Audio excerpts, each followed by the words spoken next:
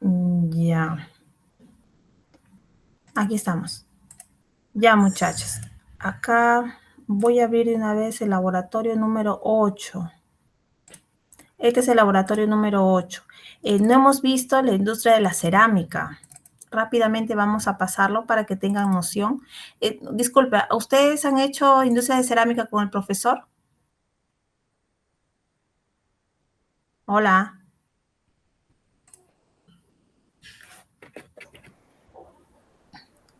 No, no está habilitado mi audio. Ah, sí está habilitado mi audio. Severo, ¿ha hecho usted o ha asistido a la clase profesor de industria de cerámica? Severo, Elvis y A ver, Carlos. profesor, creo ¿Cómo que es? sí lo tomó, sí tocó ese tema de cerámica, si no me recuerdo. Bueno, ya. Ya empezamos entonces, Severo. Ya, entonces en la industria de cerámica,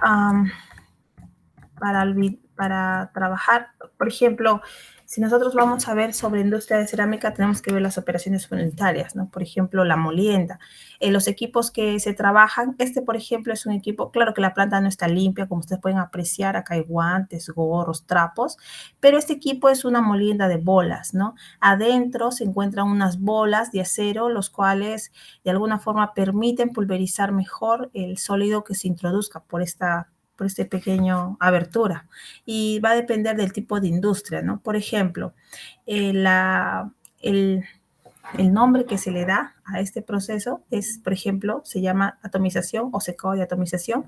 Por aquí pasan gases calientes, como ustedes pueden apreciar. Aquí tienen una pequeña bomba donde hay una barbotina que está subiendo, ¿no? Y de ahí todo el material que esta es una vista H, ¿no? De arriba para abajo. Entonces todo el material granulado de menor tamaño de partícula pasa a los diferentes tipos de bombas y después ya pasa a la chimenea, ¿no? Siempre la chimenea, ahí se va a producir una reacción y por la chimenea van a salir algunos gases que no son necesarios para nosotros.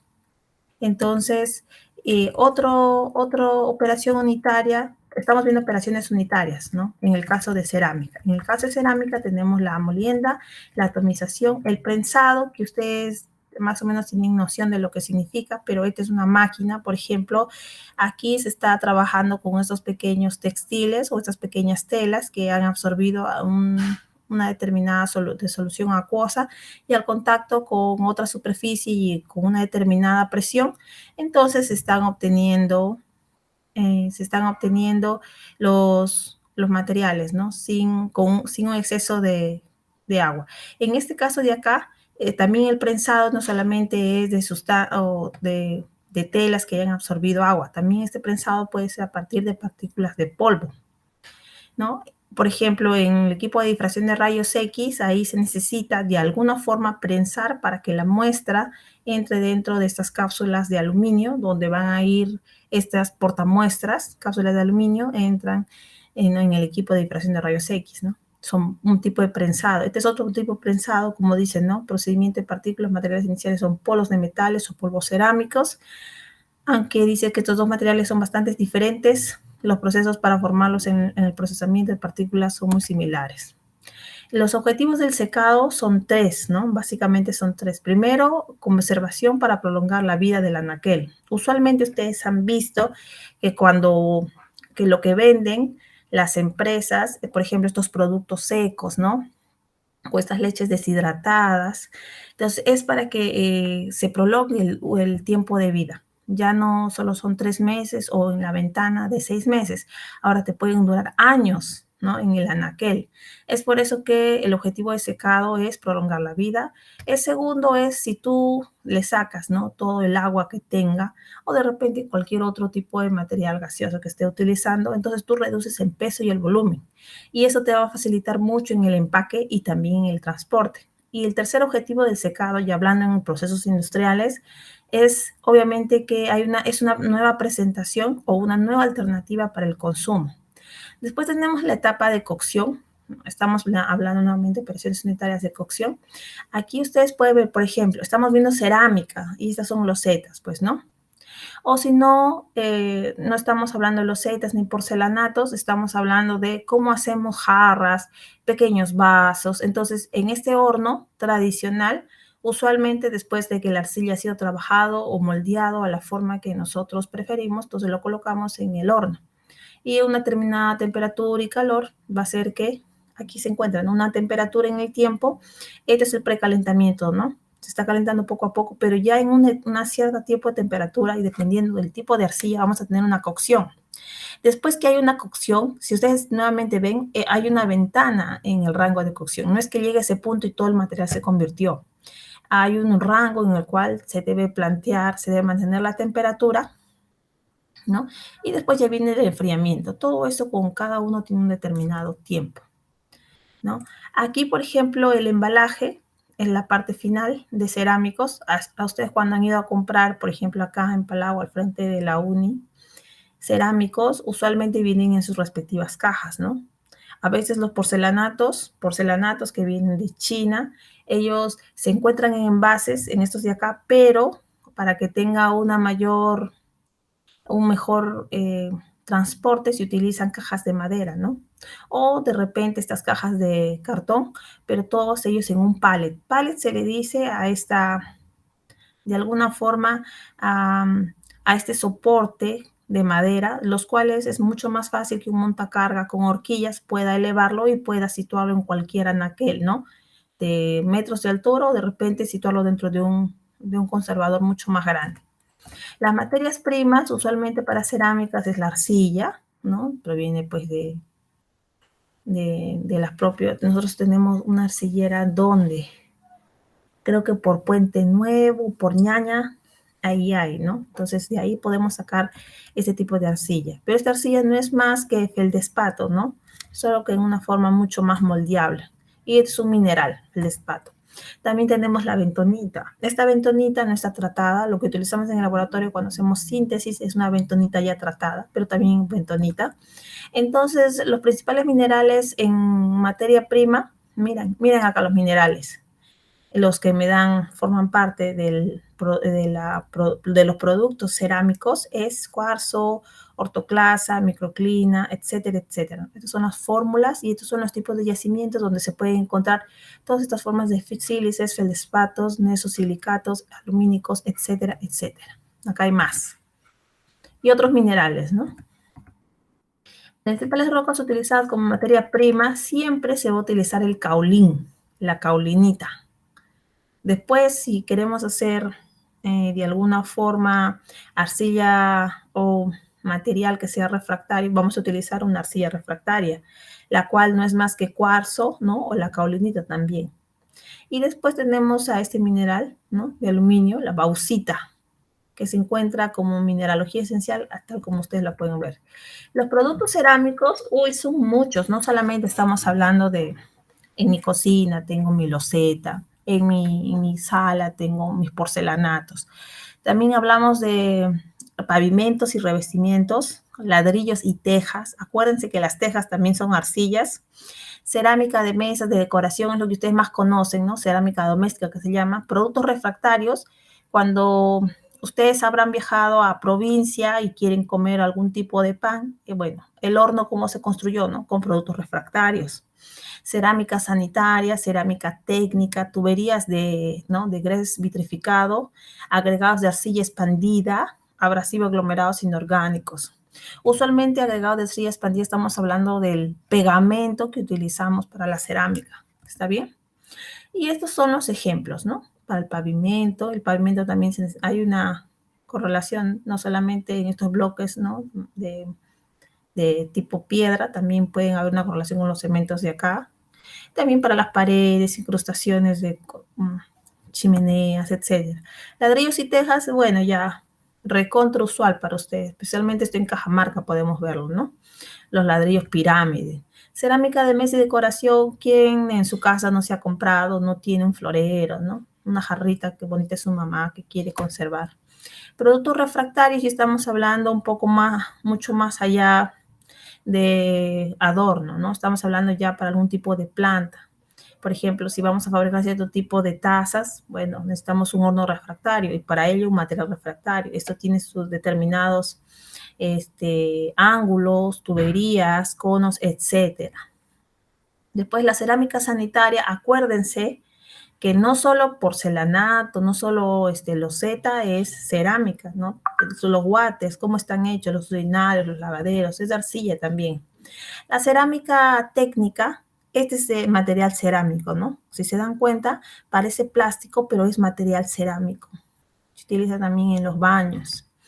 Tuberías de grés vitrificado, usualmente cuando nosotros, antiguamente, las tuberías de desagüe eran de cemento, ¿no? Si ustedes han visto cómo cambian, era cementos, tubos grandes de cemento, pero ahora se está cambiando por materiales de mayor resistencia y mayor golpe, mayor impacto al golpe.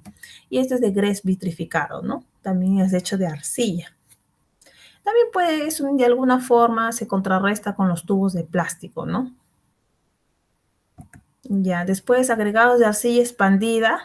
Esto usualmente también se da para jardinería. No sé si han visto en algunas plantitas que ponen este tipo de arcilla expandida. Y también hay algunos abrasivos aglomerados inorgánicos. Por si acaso no piensen que nada más es porcelanato. Miren, por ejemplo, en una moladora, esta cuchilla también son aglomerados inorgánicos. O diferente tipo de, ¿no?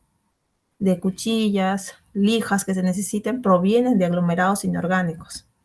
Proceso de obtención de productos cerámicos, usualmente así va a pasar, ¿no? Si alguna vez vamos a la empresa San Lorenzo o a la Trébol, más o menos ellos trabajan con, primero se almacena materia prima, ¿no? En recepción de la materia prima, de los minerales que hemos hablado. Después va a haber en operaciones unitarias, ya hemos hablado de la molienda. Aquí está la molienda.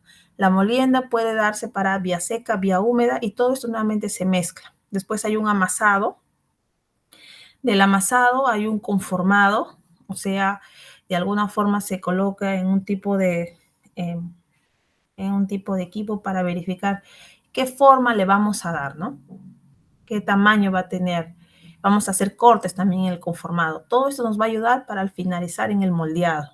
Obviamente que el amasado, como se requiere bastante energía, se utiliza siempre una caldera de vapor. Hasta la parte A queda, ¿no? Y de la parte A nuevamente sigue, ¿no? Hemos dicho que el moldeado, después del moldeado, ya sabes que va a salir una loseta, ya sabes que va a salir una taza de baño, ya sabes que va a salir algo, entonces hay un secado, ¿no? Que también utilizamos una cogeneración. De ahí tenemos un secado natural y un secado artificial, ¿no? Si el secado natural va a demandar más tiempo, en cambio el secado artificial de alguna forma se apoya, ¿no? Con el aire, hay una compresora. Después ya recién que hay ese secado, que hay el moldeado respectivo, recién la última fase es la cocción, lo que hemos visto en ese diagrama. Y después ya hay una preparación y almacenamiento, ya sea ladrillos, tejas, waters, etc. Entonces, este es el proceso. Lo que hemos retratado arriba como un diagrama de flujo, ahora se puede visualizar aquí, ¿no? Esta es la recepción de la materia prima. De ahí para pasar de una energía potencial casi cero a una energía potencial mucho mayor, se utilizan estos caguilones, son tipo de cucharones o tipo de baldes, los cuales cargan, ¿no? Cargan el material, simplemente una lampeada para estos caguilones y esos caguilones suben, ¿no? Caguilones suben. Ahí descargan en el molino triturador y nuevamente bajan sin material. Suben y bajan, suben y bajan.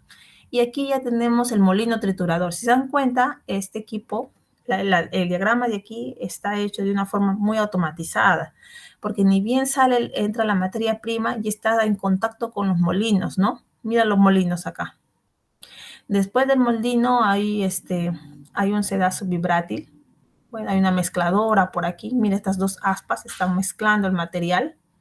Después hay un depósito de agua, si vamos a hacerlo por vía húmeda. De aquí lo que estamos haciendo nosotros, estamos utilizando de alguna forma, acá también hay otro molino, y recién acá estamos utilizando el molino sin fin, ¿no?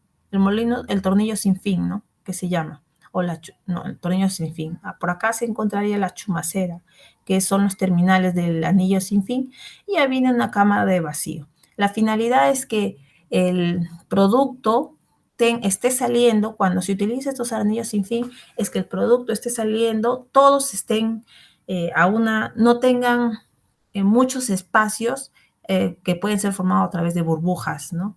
De aire o ciertas cantidades de agua. Entonces, el tornillo sin fin actúa como un tipo de prensa, ¿no? Que permite que que permite que el material salga a una determinada presión y con una boquilla en el cual va a darme la forma del ladrillo, ¿no? Después que acá este se llama ya conformado, donde es el moldeado quiere una teja, quiere un ladrillo, de frente se ponen en un determinado carrito, ¿no? Y que seguro debe estar hecho con material refractario y va de frente al horno, ¿no? Ya de frente al horno podemos sacarlo ya para transporte y embalaje. Entonces, más o menos lo que se indicó arriba es lo que se encuentra aquí, ¿no? Selección de materiales, molienda, tamizado también a veces es importante, ¿no? No solamente es la molienda y ya está, ¿no? Tiene que pasar cierto tipo de granulometría, el mezclado, el corte, secado, cocción, control de empaque y el almacenamiento. También acá está el diagrama de flujo para la producción de ladrillo. ¿Está bien? Ahí están todos los minerales que se utilizan para la producción de ladrillo. Sigue, ¿no? Acá termina en A y acá continúa en A. El proceso de fabricación de baldosas, también llamado cerámicas, este tipo de, eso lo han visto antes, la Facultad de Ingeniería Química tenía esto como piso, ¿no? Lo han cambiado. Acá también, las baldosas cerámicas, se dan cuenta, vamos a verlo, acá tenemos la materia prima. La materia prima tenemos una molienda, ¿no? Una molienda, humectación. Tenemos un prensado. Acá también puede ser la molienda a través de atomización, como se le explicó. Nuevamente va al prensado. De ahí va al secado y de ahí va preparación de esmalte. Una cocción y ya tenemos el grés esmaltado. Si nosotros queremos el grés esmaltado para tuberías o si no, simplemente para obtención de azulejos. Hay una vía húmeda, que es la de Celestito, y hay una vía seca. La vía húmeda siempre te va a dar el grés esmaltado, este tipo de material. En cambio, la mezcla de vía seca y húmeda te da este tipo de azulejos. Los equipos son todos los que están viendo aquí, ¿no? Hornos rotatorios, laminadores, extrusora. Entonces, simplemente quería mostrar que, por ejemplo, la industria pirámide utiliza, ¿no? Para hacer, ustedes han visto pirámide, hace ladrillos, todo tipo de ladrillos, tejas. Entonces, más o menos esto de aquí es lo que es el procedimiento, ¿no? Que ellos realizan. Muy bien. Ahora pasamos a la otra industria que faltó. Así como tenemos a la industria de recubrimiento, cerámico, tenemos a la industria de recubrimientos también. Sigamos. Un ratito, vamos a ver quiénes han llegado. Seguimos con los mismos, ya. Aquí, industria de recubrimientos. En industria de recubrimientos es interesante porque usualmente cuando utilizamos nuestros recubrimientos o por qué, ¿no? Un recubrimiento puede ser una pintura. Las pinturas son recubrimientos, ¿no? Entonces, como dice aquí, ¿no? Básicamente todos los métodos que existen para recubrimientos de metales es para lograr controlar la corrosión. Por ejemplo, ¿por qué? Bueno, en este caso de metales, ¿no? Corrosión, de tal manera que se puede hacer que este sea lo más ineficiente posible. Es por eso que, por ejemplo, si estamos hablando de metales y queremos que pintarlos para que no haya una corrosión y no me desgaste ¿no? O me disminuye el tiempo de vida del material, entonces lo que yo tengo que hacer es generar un recubrimiento. Este recubrimiento va a tratar ¿no? Que sea la corrosión se dé a la misma velocidad como si no estuviera, ¿no? Por ejemplo, como ustedes ven acá estos tubos. Dice, dado que para que exista un proceso de corrosión debe formarse una pila o una celda de corrosión y por tanto un ánodo o un cátodo, un conductor metálico y una solución conductora, además de una diferencia potencial entre los electrodos. De alguna manera disminuirá la corriente de corrosión, etcétera, etcétera. Entonces, por ejemplo, lo que ustedes están viendo no es una corrosión del tipo natural, puede ser una corrosión porque estos tubos son utilizados y de alguna forma están cargados, ¿no? Ahí están trabajando, ¿no? Como un ánodo, como un cátodo. Y lo cual no debería ser su función, pero por la forma como está dispuesto el procedimiento o los equipos, está actuando de esta forma. Entonces hay cierto tipo de recubrimientos que se utilizan. Obviamente que la función de los recubrimientos son protección contra la corrosión, mejorar el aspecto, ¿no? De la superficie, de repente esta textura, ¿no? Que no nos engrampemos nuestra mano, que no nos dé el tétano porque ya a una punta, ¿no?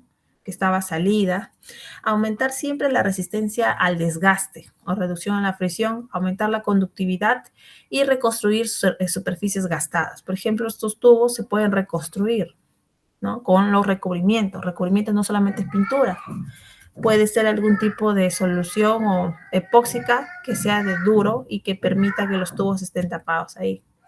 Bueno, recubrimientos metálicos se puede dar también a través de la electrólisis, como ustedes pueden ver. También puede haber recubrimientos por inmersión, puede ser baño en metal fundido, galvanizado, estañado. Puede ser recubrimiento por metalización, sí, plomo, aluminio, recubrimiento por cementación. Y ahí ya se está hablando de la cheddarización, cromado y valorización. Por ejemplo, mira estos recubrimientos metálicos. Por ejemplo, acá estamos ya hablando de pinturas, barnices, lacas o también resinas naturales o sintéticas, ¿no? Acá dice grasas, ceras, aceites empleados durante el almacenamiento o transporte de materiales metálicos ya manufacturados y que proporcionan una protección temporal. Usualmente estos recubrimientos es para alargar el tiempo de vida, pero eso no es infinito, ¿no? También estas pinturas tienen un cierto tiempo de vencimiento. Entonces, aquí para estos recubrimientos no metálicos, por si acaso, los recubrimientos hemos dicho existen dos, metálicos y no metálicos. En los no metálicos ya tenemos estas pinturas. Y aquí estamos viendo, ¿no? Un recubrimiento de fosfatación, por oxidación de superficie, por esmaltado, por pinturas, recubrimiento por plásticos, ¿no? Acá ya tenemos un poquito más sobre la protección catódica. Como por ejemplo, ¿no? Que la corrosión es un fenómeno electroquímico, por lo que se puede intentar combatirlo conectando el metal que se quiere proteger a otro metal menos noble. Y teniendo en cuenta también los voltajes, ¿no? Los potenciales de la serie galvánica, y entonces actuaría como ánodo de sacrificio. Ustedes ya lo hemos escuchado hablar, ¿no? El ánodo de sacrificio, o también llamado el galvánico. Ahora, constituye sin duda, dice, el más importante de todos los métodos empleados para prevenir la corrosión de estructuras metálicas enterradas en el suelo o sumergidas en medios acuosos. ¿Entienden? Entonces, cuando ustedes se pregunten, que ahorita vamos a hacer la industria del petróleo, y ustedes saben que la mayoría de estas petrolíferas no es que se encuentren en la selva, ¿no? También se encuentran muchas de ellos dentro del mar, a más de 200 millas dentro del mar. ¿Cómo hacen esas estructuras metálicas para que se mantengan en pie? Porque el agua, como ustedes se habrán percatado, es de alguna forma aumenta la corrosión. Aquí rápidamente ocurre este proceso electroquímico, ya que estás echando algún tipo de metal ahí. Entonces, ¿qué es lo que está pasando? Como acá ustedes están viendo, ¿no? El método del ánodo de sacrificio es utilizado como un buen recubrimiento para que las estructuras metálicas enterradas en el suelo, sumergidas en el acuoso, no se vean afectadas. Dice, tanto el acero como el cobre, plomo, bronce, voy a dejarlo más abajito. Dice, ¿no? Tanto el acero, cobre, plomo, bronce son algunos de los metales que pueden ser protegidos de la corrosión por este método. Las aplicaciones incluyen barcos, tuberías, tanques de almacenamiento, puentes, etc. Miren acá, los inhibidores. Ahora, estamos hablando de recubrimientos, muy bien, pero ahora también hay el término de inhibidores de corrosión. ¿Qué son los inhibidores de corrosión? ¿No? Mira, los inhibidores son sustancias químicas que protegen al metal contra el ataque electroquímico de soluciones agresivas. Está bien. Dice, al principio del funcionamiento de los inhibidores es formar en la superficie misma de los electrodos de la pila causante de corrosión, sea un compuesto insoluble, sea la fijación de determinada materia orgánica con el objetivo de polarizar la pila de corrosión. Ahora, son usados ampliamente en la industria para modificar el comportamiento de las aguas a efectos de mejorar el control de corrosión. Por ejemplo, el inhibidor que están utilizando es el MCl, ¿no? Este de alguna forma ha sido entrado en agua y ustedes ven la clase de cómo se está corroendo el mineral. Imagínense el Titanic. Pero si nosotros utilizamos estos inhibidores, podemos nuevamente eliminar, ¿no? Esta corrosión. Hay también, así como hay inhibidores de corrosión, ahora vamos a ver, ¿no? Hay inhibidores anódicos y hay inhibidores catódicos. Inhibidores anódicos actúan formando un compuesto insoluble de óxido férrico, el cual precipita en los lugares anódicos, evitando la reacción anódica y por tanto inhibiendo toda la masa de la corrosión. Por ejemplo, como inhibidor anódico que tenemos al hidróxido sódico, al carbonato, silicato, ciertos tipos de fosfatos, etc. Y a los inhibidores catódicos son menos eficientes y reducen la corrosión mediante la formación de una capa o película de alta resistencia eléctrica sobre la superficie, la cual funciona como una barrera para la corriente de corrosión. ¿De quién estamos hablando? Como inhibidor catódico, al sulfato de zinc, magnesio y carbonato de calcio. Ya, materias primas, por ejemplo, el recubrimiento emulsionado, esmalte o acabado, barniz, resinas o ligantes, laca, disolventes aditivos, tintas de impresión, etcétera.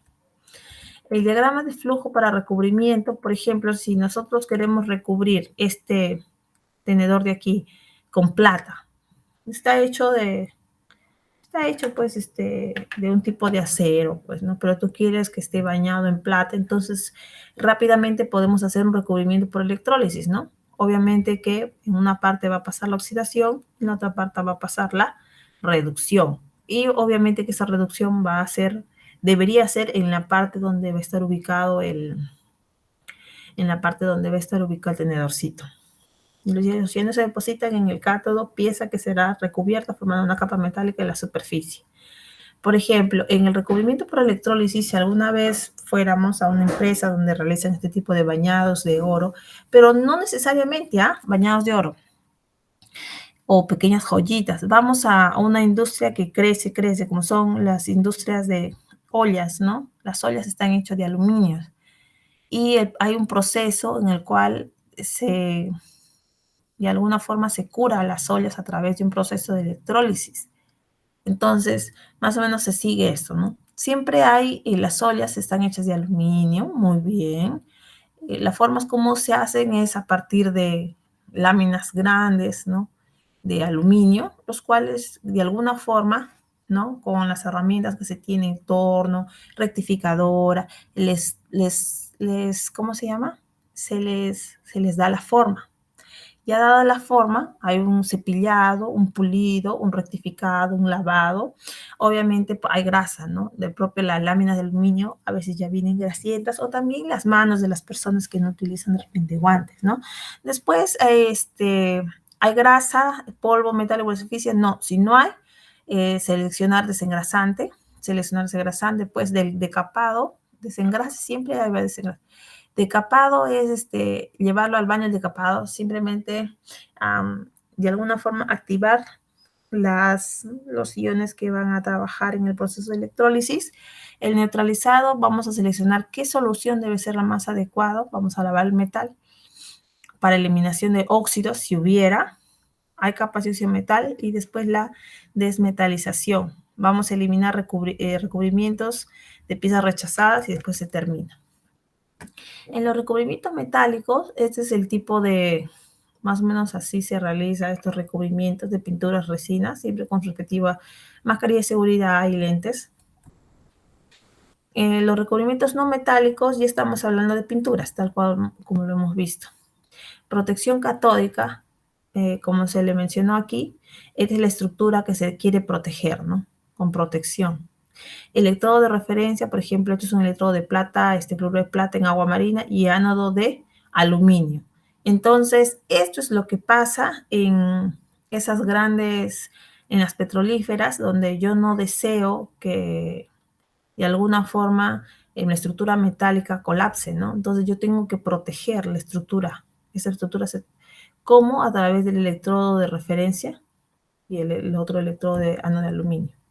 Este es un diagrama de flujo de instalaciones de protección catódica y recubrimientos de gasoductos y oleoductos marinos. Esto lo quiero que lo vean bien, como ejemplo, ¿no? Voy a hacerlo un poquito más grande.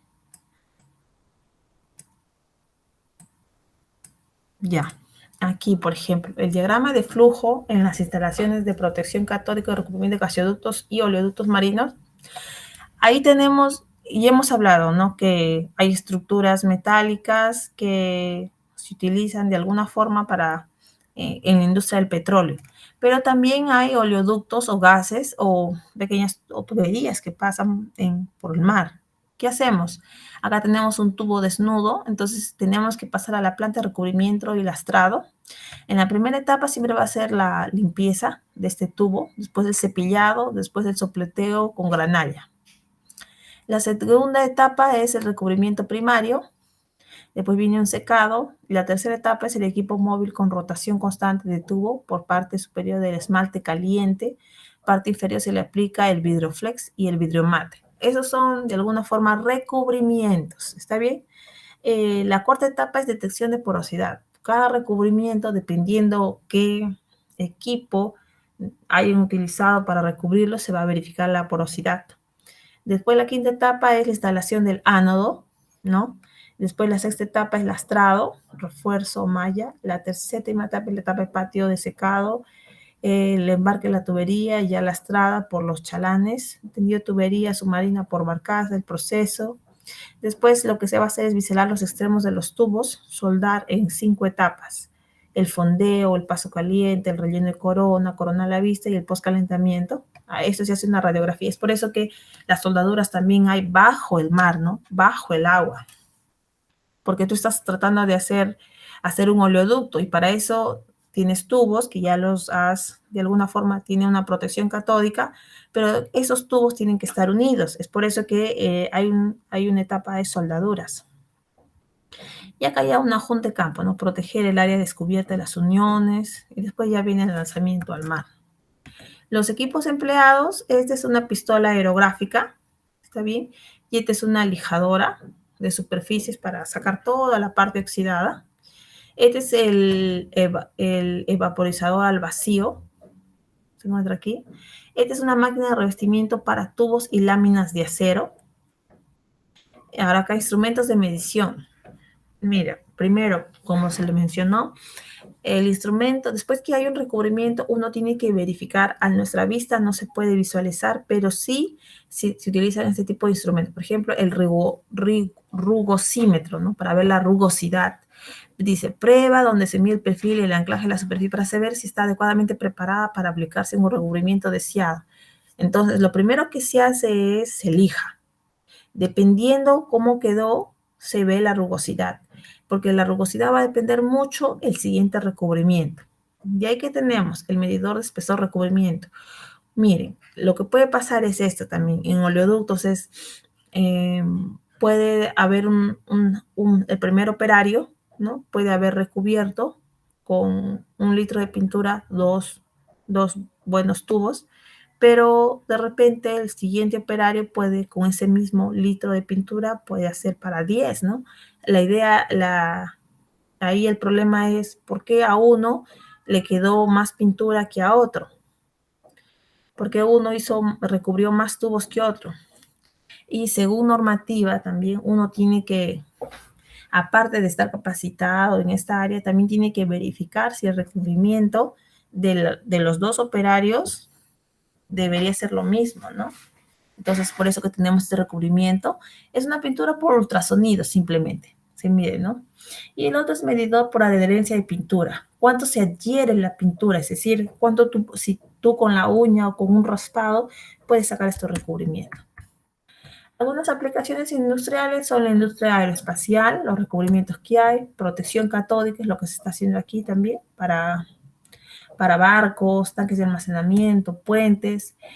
Ya, acá también, por ejemplo, recubrimientos, acá también estamos los implantes óseos, como algunos de unos recubrimientos antidesgaste, tenemos al titanio, ¿no?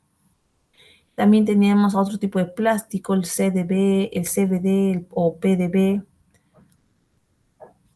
Algunos recubrimientos de implantes óseos también, ¿no? En la cadera usualmente hay estos implantes. Recubrimientos metálicos. Acá estamos hablando de los recubrimientos, ¿ah?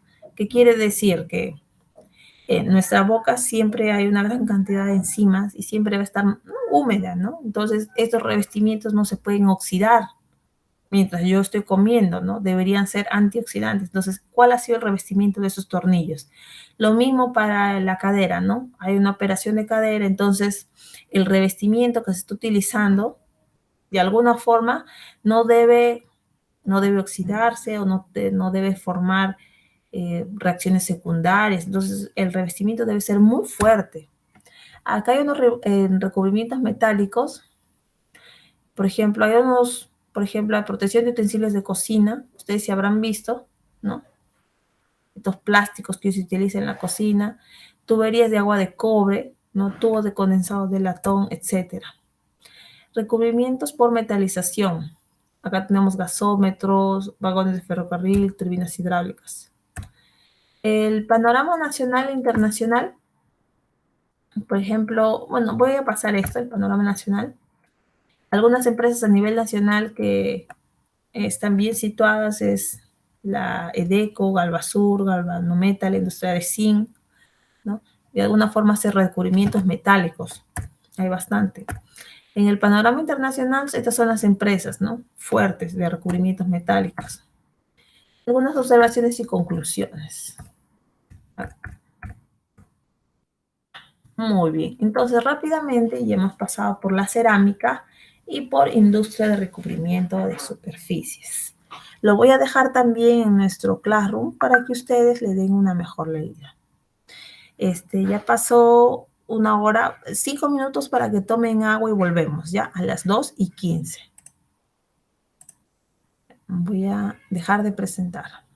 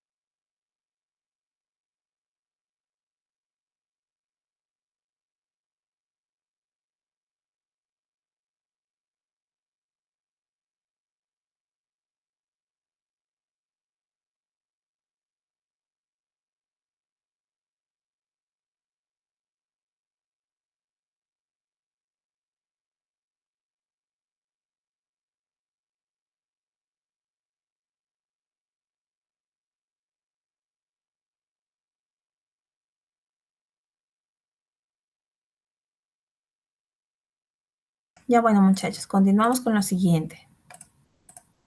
Ya, siguiendo esto de acá, vamos a ver la industria de la cerámica allá. Para empezar, en la industria de petróleo tenemos que ver la industria de aceites, grasas y ceras.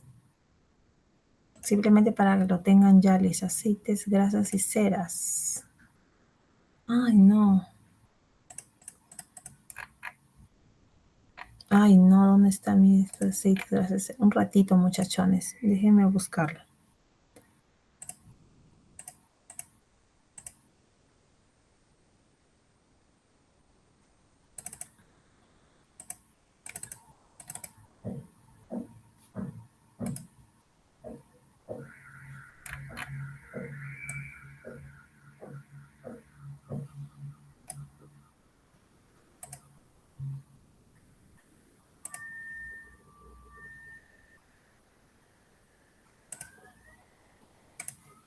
Mm.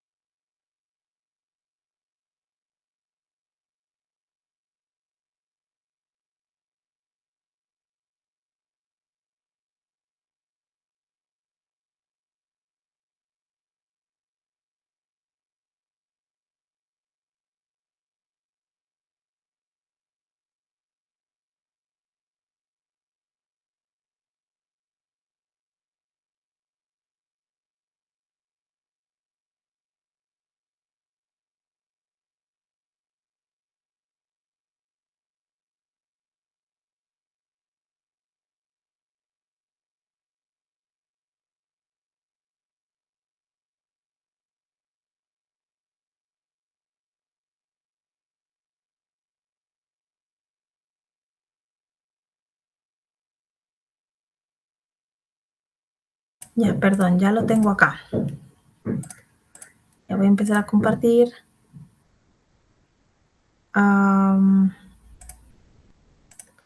Ratito.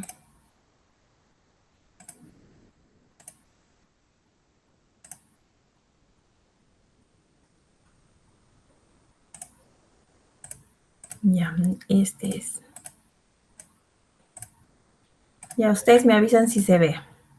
Cerámica, dice, ay, ojalá que no me haya confundido.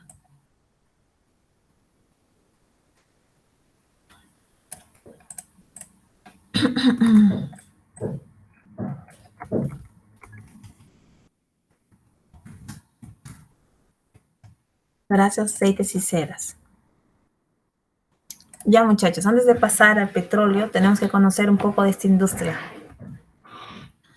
Primero, que para hablar sobre la palabra de aceite, ¿no? Aceitoso también utilizamos como adjetivo. Realmente, como dice aquí, es un término muy general. Y tú nombras a muchos productos, ya sea de origen mineral, vegetal o animal. Algo, ¿no? Y lo común que tiene esto es que no se disuelve en agua o que tiene una menor densidad de esta. Entonces, hablando de aceite, realmente son, ya sea mineral, vegetal o animal, son lípidos hidrolizables. Como dice aquí, no son ésteres de ácidos gráficos que se caracterizan porque bajo la acción de ácidos o bases fuertes. Por ejemplo, En lípidos, si nosotros hablamos de lípidos, ¿qué tenemos? Tenemos lípidos simples, compuestos, esteroides. Y de estos lípidos simples, ¿qué tenemos? Ahí, justamente ahí, de líquidos, recién estamos hablando de ceras, grasas y aceites. En cambio, lípidos compuestos y es otra cosa, ¿no? Entonces, nosotros estamos hablando de lípidos simples, ceras, grasas y aceites. Fuentes de obtención del aceite, lo voy a arreglar esto bonito.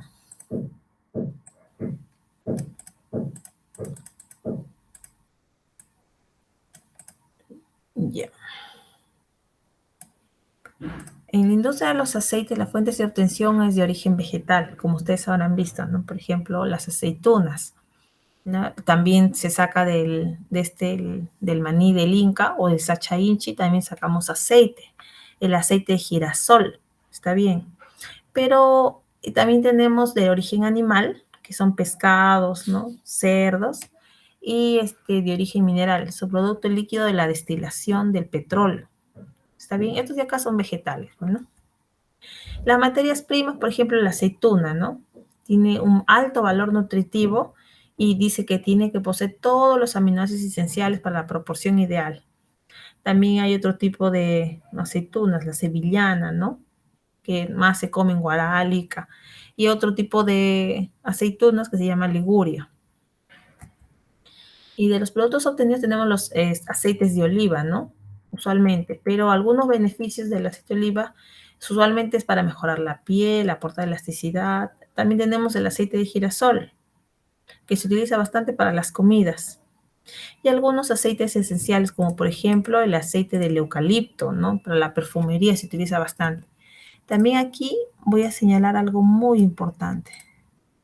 Esto lo voy a poner aquí bajito, para que no se vea tan... Muy bien.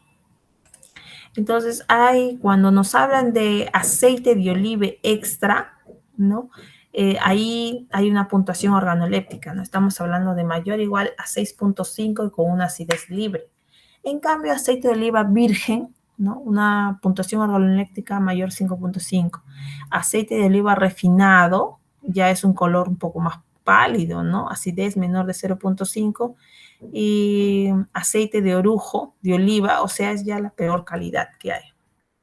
Los estudios del mercado a nivel nacional e internacional del aceite vegetal, ¿no? Siempre está en crecimiento, las exportaciones, nosotros exportamos bastante aceite de oliva también, el 2017 y el 2016, no tengo información actual. Y el aceite de oliva, algunos mercados que utilizan bastante el aceite de oliva, como ustedes pueden apreciar, son los Estados Unidos, ¿no? En 2017. El aceite agroindustrial, ¿qué tipo de aceite? Estamos hablando de aceites de girasol, de oliva, etcétera, etcétera, ¿no? ¿Cuántos kilos se da?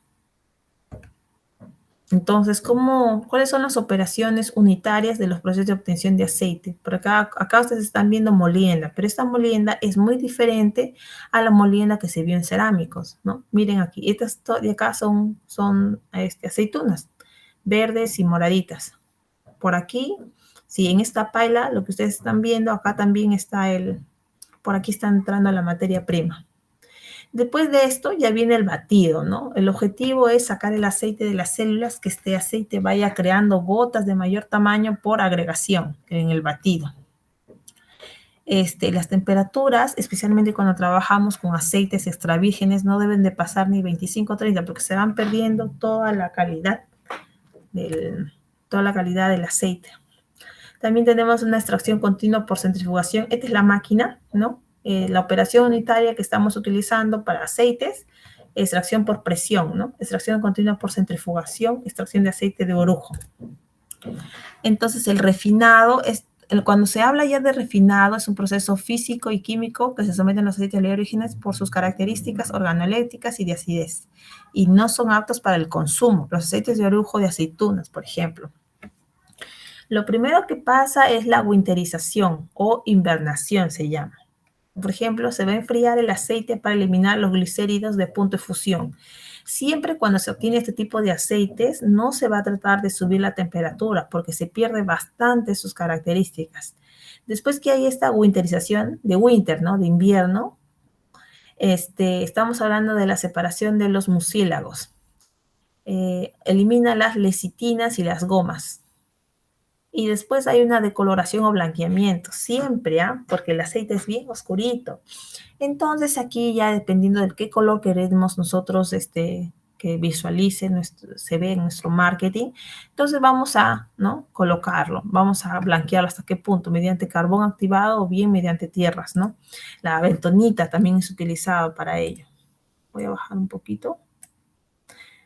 Bentonita o tierras. Después viene la neutralización, grado de acidez, y después viene la desodorización. Ya. Ese es el refinado.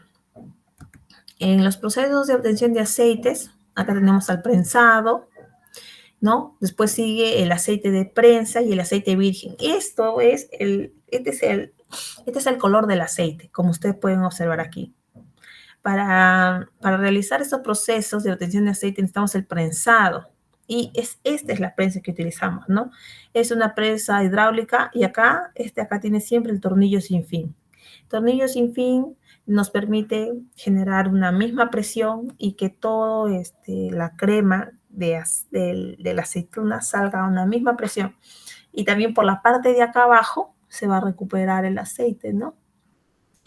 Extracción por solvente. Así como hay por prensado, también hay por solvente.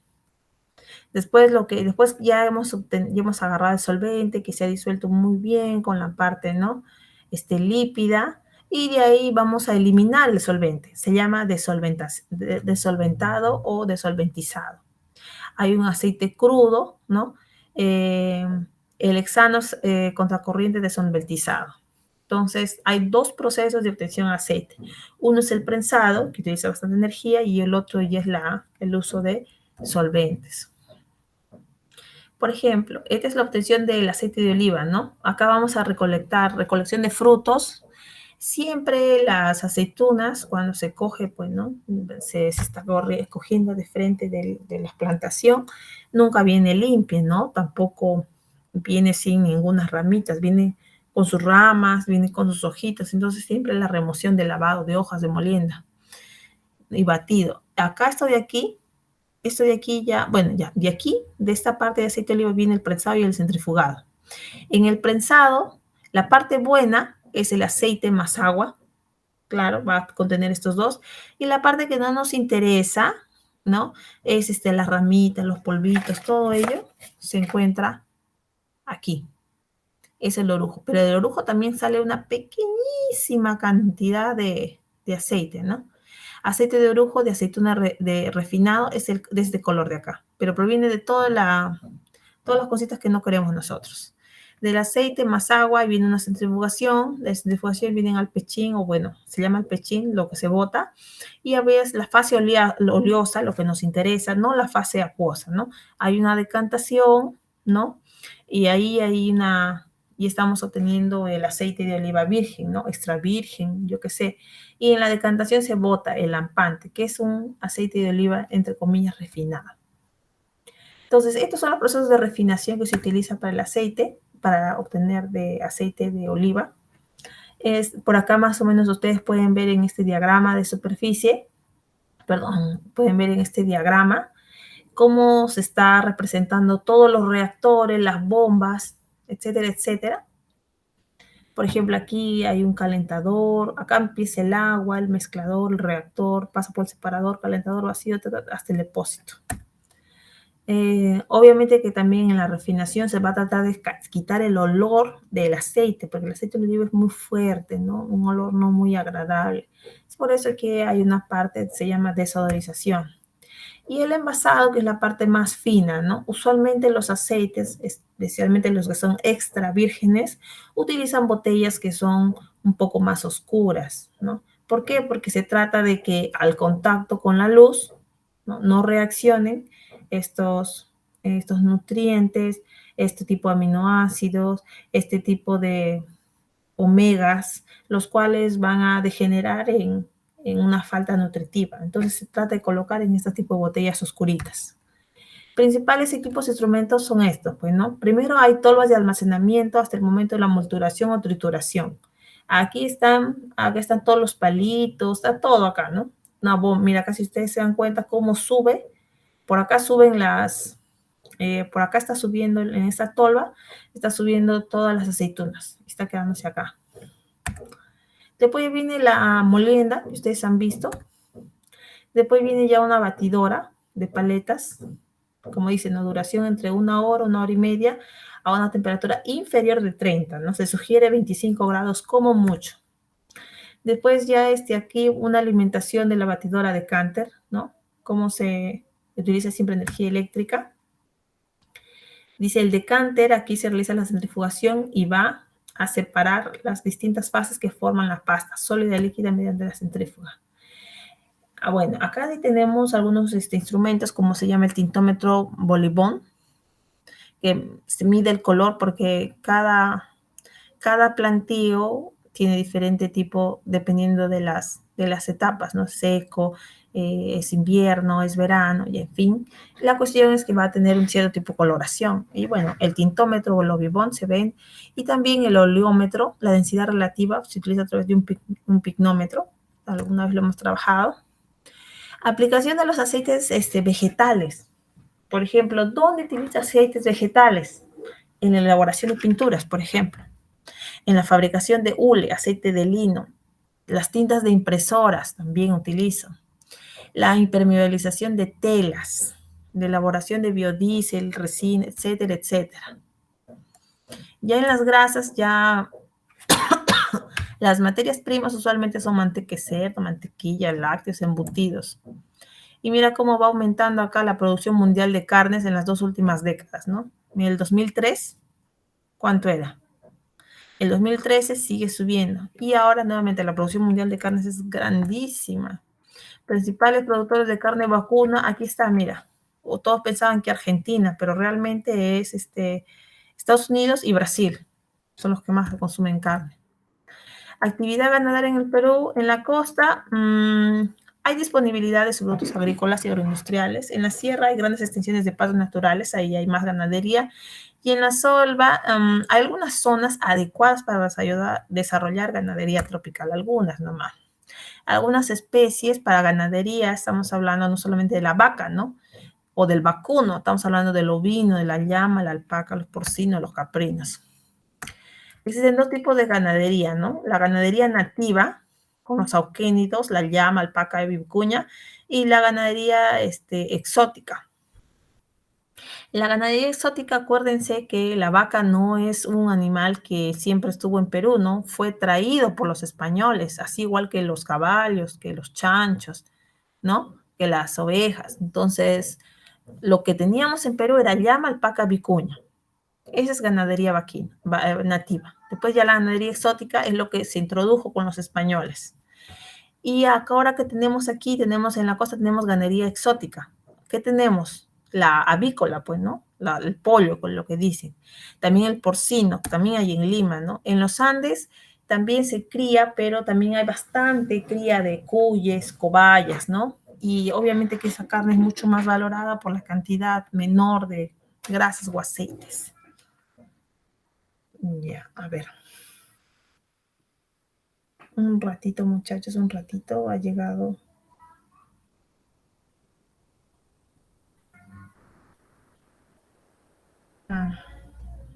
Ya un momentito, muchachitos.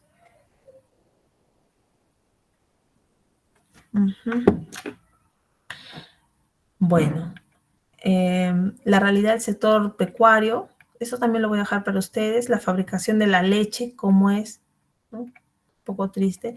La producción, elaboración, rápidamente voy a pasar para de una vez, o un ratito, mientras ustedes se van acomodando, un ratito voy a hacer un paréntesis aquí, porque voy a contestar un comunicado y unos 3 minutos nomás.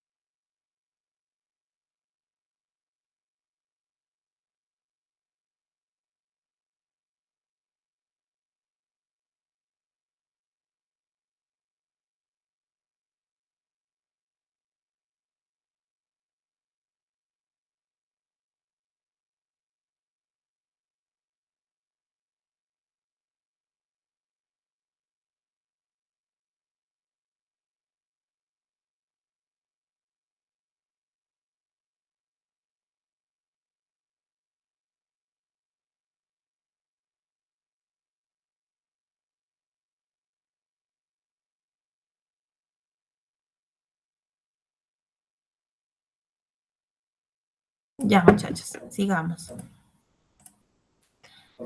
Rápidamente. Ya, entonces, grasas, bueno, la grasa estamos viendo, aceite ya hemos visto, grasa acá de la parte vacuna. En eso también se pone un poco la leche, por ejemplo, la leche, la mantequilla también, ¿no? ¿Cómo se prepara la leche? Aquí está leche evaporada, el acopio de leche fresca, enfriamiento, transporte, higienización, almacenes de tanques, y recién viene la evaporación, por eso se llama leche evaporada, ¿no? Homogenización, enfriamiento, análisis, estabilización, envasado, esterilizado, ¿no? Etiquetado y embalaje, tanto mercado interno como externo. Y después tenemos la fabricación de la mantequilla, ¿no? De esta grasita. ¿Cómo se hace? Acá, ¿no? Empezamos aquí con los ingredientes. Acá hay recepción, almacenamiento, preparación de fermentos y acá empezamos con la leche cruda, ¿no? Recepción y descarga, higienización, desnatado. Y aquí tenemos nata cruda y la nata desnatada, ¿no? Estandarización de materia grasa, almacenamiento. Entonces, si nosotros vamos a la empresa Leche Gloria, lo que nos mostrarían en el caso de su fabricación de su mantequilla Gloria, es el que están viendo acá a continuación, ¿no? La pasteurización, enfriamiento, cristalización, batido, envasado, etiquetado y almacenamiento, ¿no? Aquí está, comparación entre mantequilla y margarina. Siempre ustedes, yo también, ¿no? He sufrido una confusión. Compra mantequilla, pero terminas comprando margarina porque es mucho más barato, ¿no? Entonces, vamos a ver acá la diferencia. Por ejemplo, la mantequilla, ¿cuántas calorías tiene la mantequilla en 100 gramos? Tiene 897 calorías. En cambio, la margarina tiene muchísimo menor, ¿no? 722 calorías. ¿Cuánta grasa? ¿No? La mantequilla tiene 99.5 gramos, en cambio la margarina tiene 80. Muy bien. Grasa saturada. Grasa saturada tiene 62 y 23.76. En cambio acá el colesterol, 286 miligramos comparado con 115 gramos de la margarina. La margarina es un tipo de grasa que no sale de la leche, ¿no? Sale de otro tipo de grasas. Por ejemplo, la grasa de la propia vaca, del propio cerdo, ¿no? Esas grasas salen. De ahí producen la mantequilla. En cambio, la mantequilla, de la margarina. En cambio, la mantequilla sale de la leche.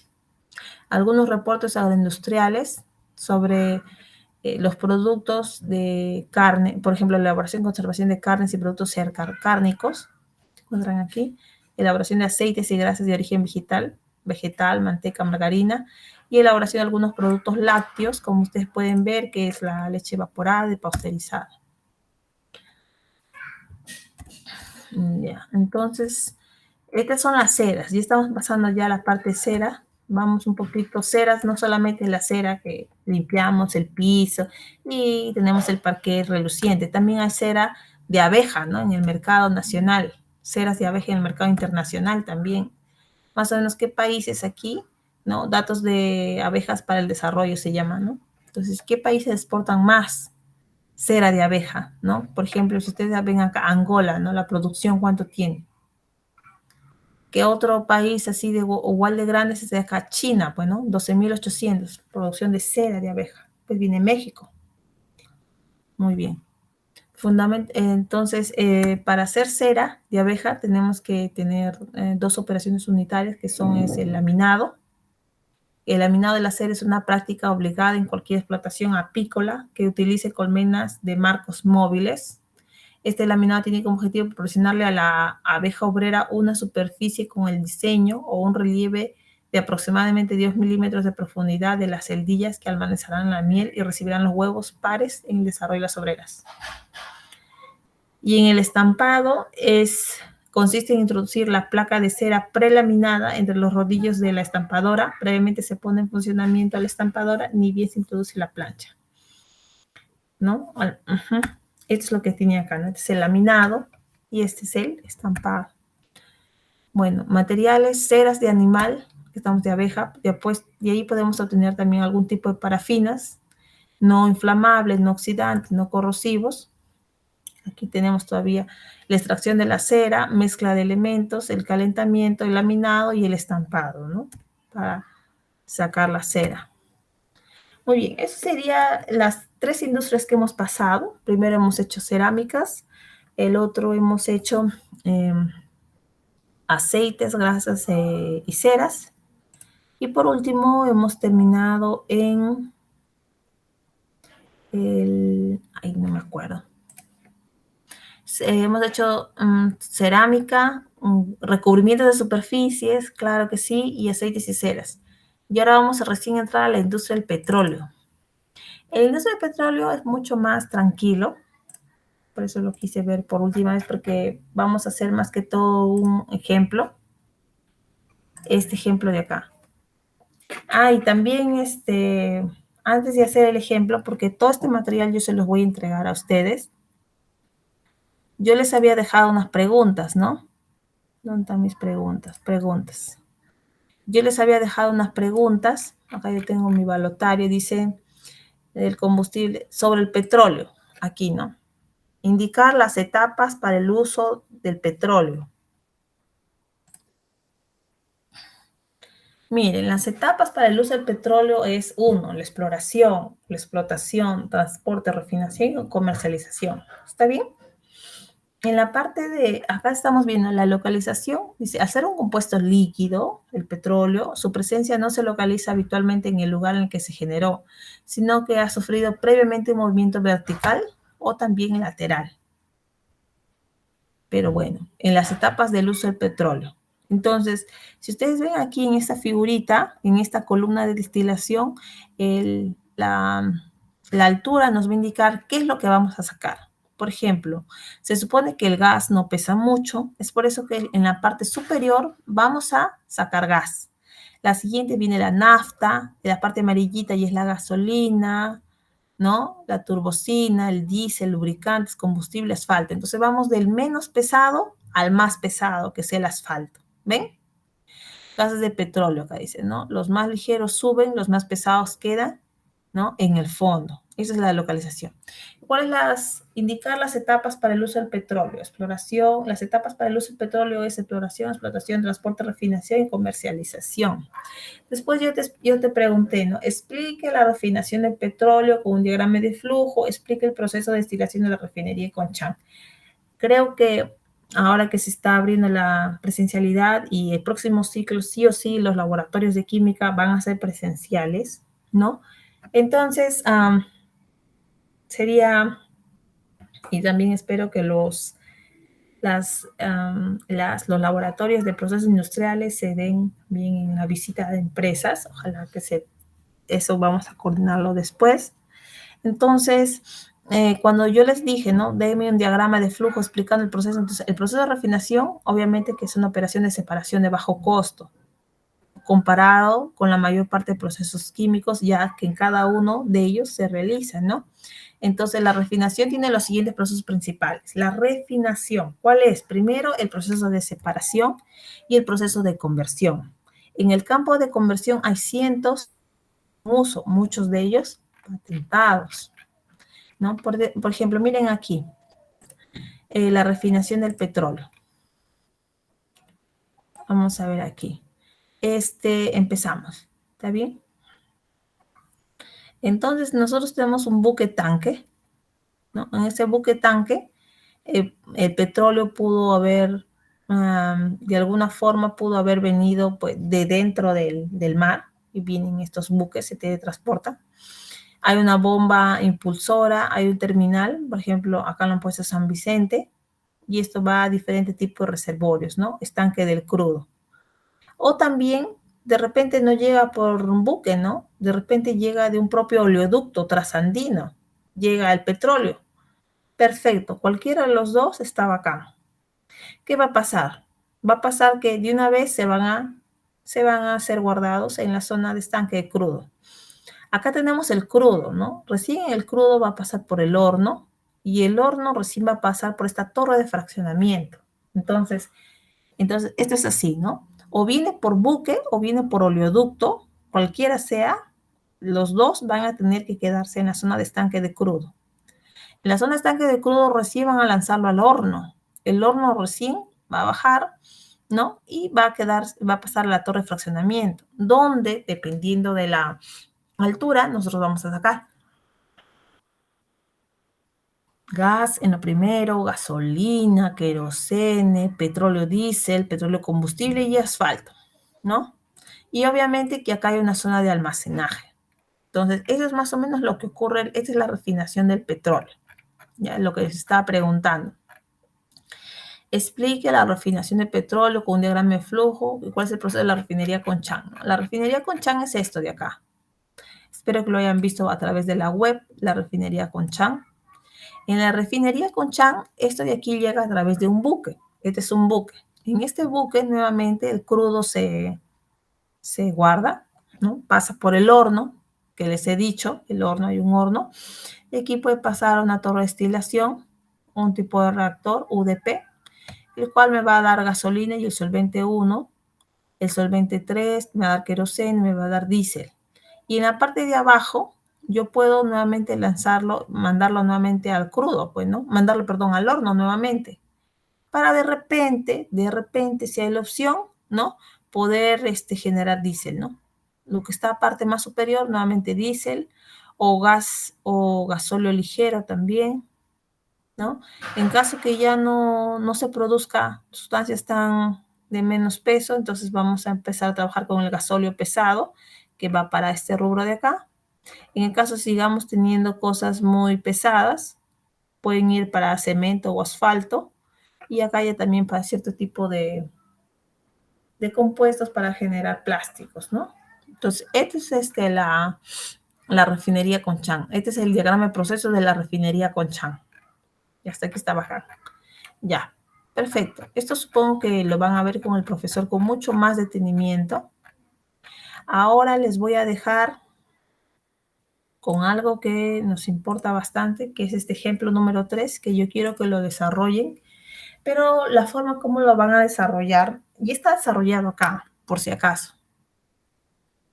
Ya está totalmente desarrollado acá. Simplemente ustedes tienen que entender cómo se ha desarrollado, ¿no? ¿Por qué ha sido esta multiplicación? ¿Por qué se ha hecho esta operación? ¿Por qué se ha hecho todas estas cosas? Entonces, lo que van a hacer, lo que van a oír, lo van a olvidar, lo que van a ver, lo van a entender y todo lo que van a hacer recién lo van a aprender. Es por eso que ustedes lo van a repetir este problema de aquí, pero ustedes lo van a tener que entenderlo. Y como yo sé, me voy a dar cuenta que ustedes lo han entendido, simplemente cuando ustedes hagan su video. Ustedes van a hacer un video de la resolución de este problema. Pueden hacerlo en una hoja, se graban a sí mismos haciendo la resolución del problema y mandan el video. Lo pueden poner en la plataforma YouTube y me mandan el link simplemente. ¿Está bien? Miren, más o menos así. Ustedes van a entrar a su YouTube. Aquí quería mostrarles esta industria, ya después de repente, en el YouTube. Presentación.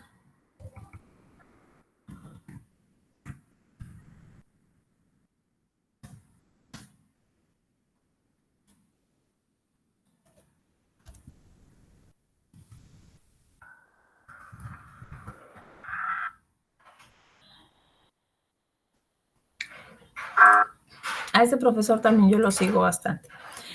¿Qué es lo que van a hacer? Lo que ustedes van a hacer es simplemente, ustedes van a grabar un video en el cual ustedes, de esta forma, ustedes van a resolver. Un ratito, vamos a eliminar esto. 3, 2, 1, va. Ustedes van a hacer su video a través de su celular, ustedes van a grabar, pero no van a grabarse a ustedes, ¿no? Van a grabar, si desean ustedes, no hay problema, pero van a grabar lo que ustedes han entendido de ese problema. Lo van a leer, lo van a entender y lo van a resolver.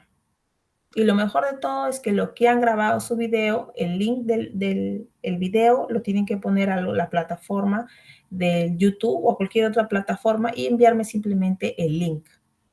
Ese es el informe. ¿Está bien? Ustedes van a hacer la resolución de ese problema. Para ello, lo que primero tienen que hacer, tienen que entender cómo se ha hecho ese problema. Aquí está. El problema que van a hacer es el siguiente. Ustedes tienen el ejemplo número 3. Muy bien. Este es no sé si pueden ver mi pantalla. ¿Pueden ver mi pantalla?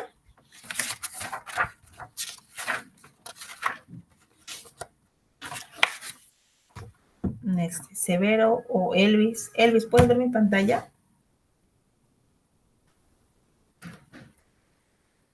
Sí, profesora, sí se ve. Ya, perfecto. Entonces, miren, este es el ejemplo número 3. Ustedes van a hacer el proceso de cracking del petróleo. Primero, cracking, el llamado proceso cracking es en fase de vapor, ¿no? Tú sabes que es una fracción del gas, aceite que procede del petróleo. Como dice aquí, ¿no? Sin contener ninguna sustancia del intervalo de ebullición de las gasolinas. Entonces, aquí ustedes están viendo más o menos el fraccionamiento. Acá te dice que esta figura número 3 dice, el diagrama de flujo de este proceso se muestra en la figura I22, aquí está, sobre el cual se indican las temperaturas y características más significativas de los flujos. El horno es del tipo quemador de gas provisto de secciones de calefacción radiante y por convección. Dice, una corriente de aire precalentado transfiere calor de los gases de chimenea o humos de aire empleados en la combustión. Entonces, nosotros ya, acá nos están diciendo que, primero, vamos a ver las figuras. Por aquí, en esta parte, vamos a sacar el alquitrán. Ya, el API que se trabaja, ¿no? Es de 10.2 Kelvin. Acá tenemos también un refrigerador de agua, cambiador de calor. Todo acá te estoy mostrando estas son resistencias que te aumentan la temperatura. Acá están saliendo humos a 600 Fahrenheit. Acá está entrando aire, ¿no? Con 30% de exceso, o sea, es bastante aire. A 80 Fahrenheit, la humedad relativa es de 60%, está entrando aquí. Y como yo les dije, primero tú, todo lo que vas a hacer entrar en el crudo, ¿qué va a pasar? Va a entrar al horno primero. El horno, como bien dice su nombre, hay un aumento de temperatura. Estamos trabajando ¿a cuánto? A 1000 Fahrenheit. ¿Está bien? Pero este 1000 Fahrenheit que va a salir por aquí, va a entrar a este evaporador. Este evaporador va a salir a 710 Fahrenheit y se va a meter a la torre de fraccionamiento. En la torre de fraccionamiento, como te darás cuenta, estamos entrando de 710 Fahrenheit. Está entrando acá. Entonces, está empezando a subir aquí hasta 200 grados Fahrenheit. Recién vas a tener, acá dice, ¿no? Alimentación nueva de gas, oil. Acá vas a tener gas. Pero si tú sigues subiendo, vas a tener otro tipo de gases, ¿no?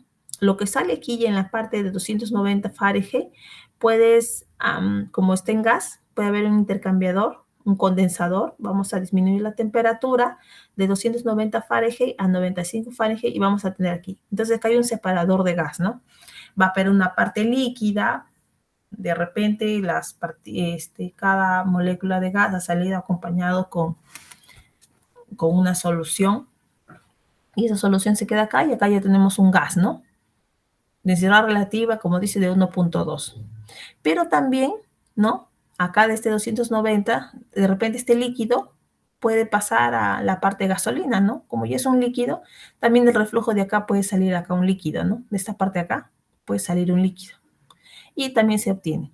Pero ya en la parte de acá abajo ya tenemos gas, oil, otro tipo de gas, ¿no? De aceite, tipo de aceite gaseoso acá tanto. Entonces, acá como entenderás, acá estamos pasando, trabajamos primero en el horno. Es por eso que quería que sepan ustedes que trabajamos en el horno, del horno vamos al evaporador, del evaporador vamos a la torre de calentamiento. Entonces, acá yo te estoy diciendo con cuánto ingresa, con cuánto sale de temperatura. Y esto de aquí, lo que ustedes ven aquí, estos son refrigeradores. Este es un cambiador de calor, pero para disminuir la temperatura. Como se dan cuenta, ya en la parte final, siempre lo que más pesa es el alquitrán, ¿no? En cambio, lo que menos pesa son gases. Bueno, entonces ya tienes el ejemplo número 3. Este es el diagrama de flujo del proceso. Acá se indican las temperaturas, características significativas. Aquí está el horno, del tipo quemador. Hay corrientes de aire de precalentamiento, hay evaporador y aquí está la torre de fraccionamiento. Sigamos. Aquí yo ya te digo, ¿no? Mira, acá yo ya te digo que el gas usado para la calefacción del horno suministra 65 Fahrenheit y tiene la siguiente composición de volumen. Ya. Ya, que estamos entrando, acá por ejemplo, ustedes están viendo, están haciendo entrar gas, ¿no? El aire, el 30%, está entrando, está ingresando aquí. ¿Está bien? Ya, ¿qué más dice? Dice, el gas usado para la calefacción del horno se suministra a 65 Fahrenheit y tiene la siguiente composición de volumen, ¿no? Tiene CH4, CO, metano, etano, CO, hidrógeno, nitrógeno, ahí está, es 100%, aquí está. Dice, las temperaturas que figuran en el diagrama de flujo o se establecen arbitrariamente con bases de cálculo o se derivan de una planta piloto previa o de la necesidad comercial que indica la temperatura necesarias para las velocidades de reacción y separación que se deseen. La gasolina usualmente estamos hablando de 58 API, ¿no? Y el alquitrán estás hablando de 2 API. Entonces, ¿qué es API, no? Aquí dice, las pruebas de planta piloto indican que el cracking de un gas oil que tiene una densidad de 29 API. Es lo que tenemos que buscar ahora. ¿Qué es un API? Es un sistema, es una nomenclatura para el sistema, para el craqueamiento de los subproductos del crudo. Después dice, un ratito lo dejamos ahí, dice, puede suponer que la operación se realiza con un 100% de recuperación de material y que la producción de gas se determina por diferencia. Dice, una experiencia previa ha indicado que tal operación puede llevarse a cabo satisfactoriamente bajo las condiciones de reacción que resulta en la conversión del 22% en peso de la alimentación combinada que entra en el horno, por paso de gasolina y gas. El material ya tratado que proviene de tal operación tiene una densidad de 19 grados API y un factor de caracterización de 10.7. El I es realmente 1, ¿no? El calor normal de la reacción endotérmica de la carga líquida o gasolina líquida, material de circulación y alquitrán y gas de 60 Fahrenheit y presión atmosférica puede tomarse como 600 BTU por libras de gasolina más gas formado. Sobre base de la información anterior se desea desarrollar, y aquí es lo que te preguntan, ¿no? Sobre la base de esta información que tienes hasta acá, se desea desarrollar los balances de materia y energía de la planta total y de cada parte por separado para el cálculo de una unidad que trate de 5.000 barriles. 5.000 barriles equivalen a 42 galones de carga nueva por día. Pueden despreciarse las pérdidas por radiación, excepto las que proceden del horno, donde se supone que una pérdida correspondiente al 5% de la potencia calorífica del combustible.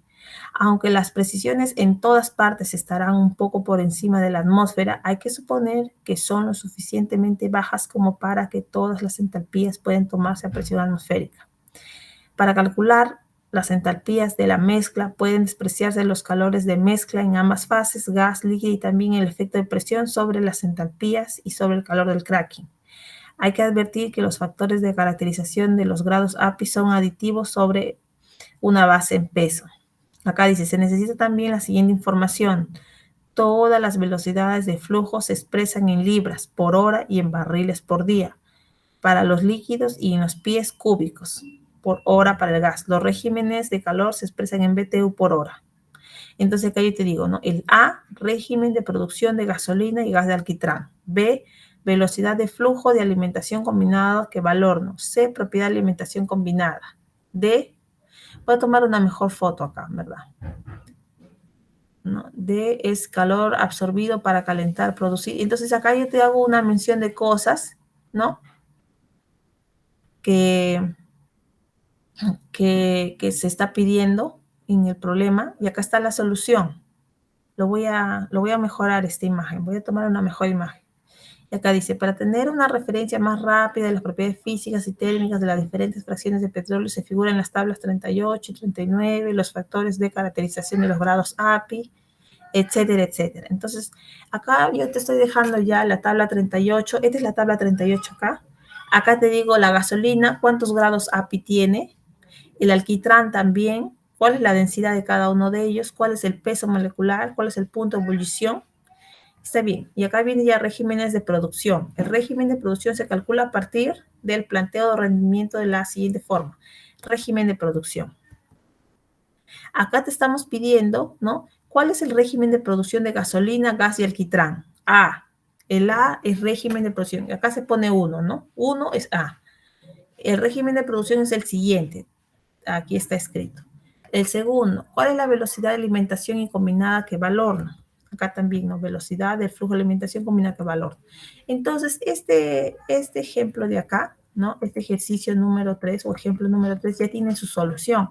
Simplemente ustedes tienen que entender la solución, grabarla en forma de video y eso es simplemente su informe, ¿no? Y ese es el problema. Nada más. Entonces, toda esta información que les he mostrado hoy día lo voy a pasar en el Classroom y el informe sería que ustedes hagan el ejemplo número 3, ¿no? Hagan resolución, grabándose en video, lo coloquen en la plataforma YouTube y me envíen el link del video. Ya, muchachos, eso sería todo por mi parte. Entonces, esto sería el último trabajo que entregaríamos y espero que estén al día con sus informes que ya voy a empezar a corregir. Muchísimas gracias y nos veríamos entonces la próxima semana. Que tenga buenas tardes, profesora. Hasta luego, profesor. Hasta luego. Hasta luego, profesora.